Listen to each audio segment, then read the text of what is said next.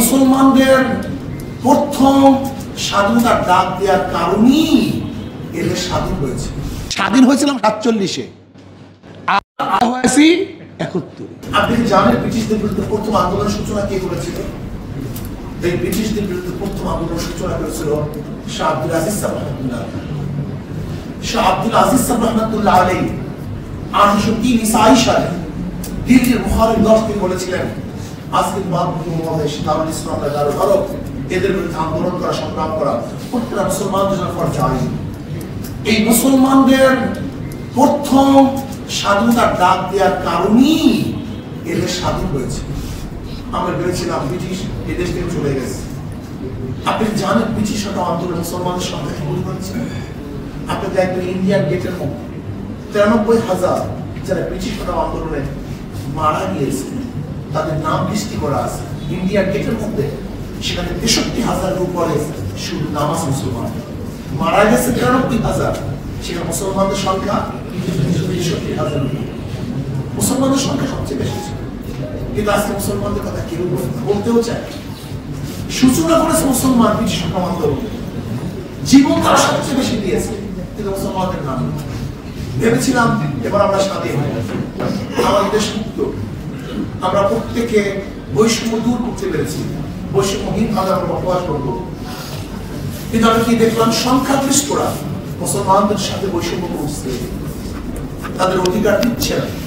আবার মুসলমানরা চিন্তা করে মুসলমানদের জন্য আলাদা ভূখণ্ড না হলে আমরা স্বাধীনতা অর্জন করতে পারবো না। আজকে আমি বললাম না, আমাদের মাথার থেকে আমি মুসলমান, শুধু আমি মুসলমান এই চেতনাটাকে নষ্ট করার জন্য যত নেগেটিভ এখানে সৃষ্টি করা হয়। আমি মুসলমান যেন এই কথাটাই আমার মধ্যে না থাকে।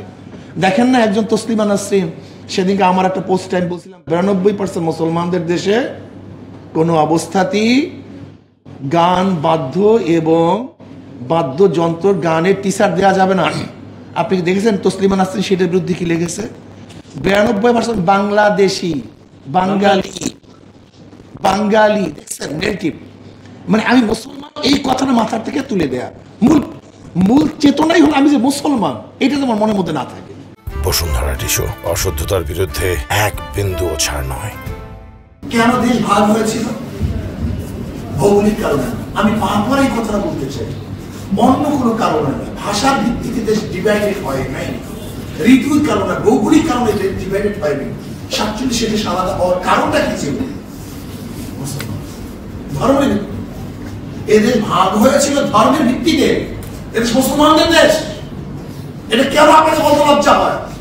আজকে আলেমদের কথা বলতে লজ্জা হয়, আজকে মুসলমানদের কথা বলতে লজ্জা হয়। 47 দেশ মুসলমানরা মুসলমানদের জন্য আর করেছে।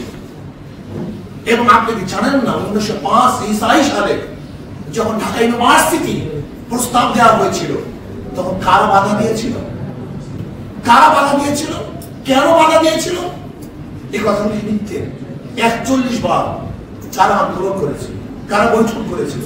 গড়াই মাঠে রবি ঠাকুরের নেতৃত্বে, তার সভাপতিত্বে ঢাকা ইউনিভার্সিটি বাধা দেওয়ার জন্য কারা চেষ্টা করেছিল? হ্যাঁ, এখন উদাহরণবন্দি হয়ে গেছে সবাই।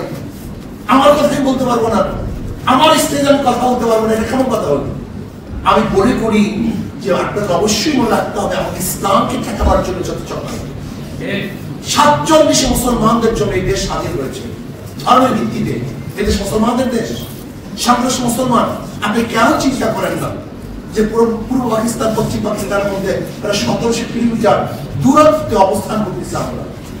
ওইদিকেও পাকিস্তান, এদিকেও পাকিস্তান, মাঝখানে বিশাল ব্যবধান ভারত। এই দুই দেশ আলাদা দেশ, একই নামে পাকিস্তান নামে ভারত থেকে আলাদা হওয়ার পিছনে কি কারণ ছিল? অন্য কোনো কারণ না।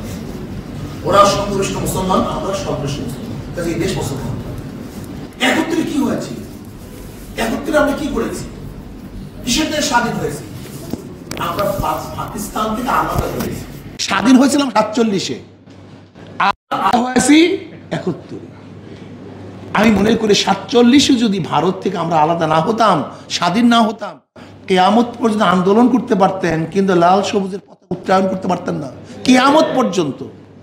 আপনি কি দেখেন না যে কাশ্মীর একসময় মুসলমান স্বাধীন ছিল, কাশ্মীর, এবং 98-99% মুসলমান ছিল।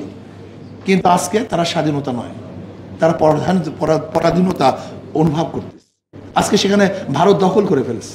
পাঞ্জাবের অবস্থা আপনারা দেখেন, হায়দ্রাবাদের অবস্থা দেখেন, এগুলো সব স্বাধীন রাষ্ট্র ছিল, কিন্তু পরবর্তীতে ভারত দখল করেছে। যদি 47 আমরা আলাদা না হতাম, কিয়ামত পর্যন্ত আন্দোলন করতে পারতেন, কিন্তু কোনোদিন স্বাধীনতা অর্জন করতে পারতেন।